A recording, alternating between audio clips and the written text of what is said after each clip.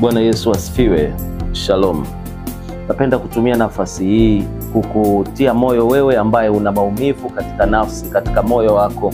Kuna mambo yamekuvunja moyo, labda wewe ni mwanafunzi, labda wewe ni mwanandoa, labda wewe ni mfanyabiashara ama mjasiriamali, na kuna nyakati ngumu umepitia na imefika hatua moyo wako umeumia sana na unahisi kukata tamaa. Nataka nikwambie kwamba Mungu akiwa kimya, kuna kitu anafanya kikubwa sana kuliko ambavyo sauti yake inakuwa ikisikika.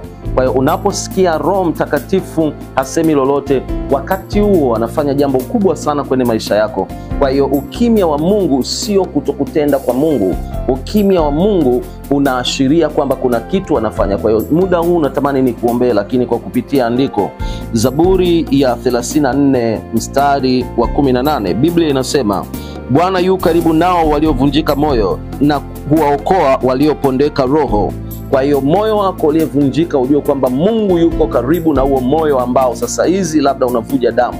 Na nitake kukwambia kwamba Mungu atakuponya, atakurudisha katika nafasi yako, na atarudisha yote yaliyopotea kwa jina la Yesu Kristo.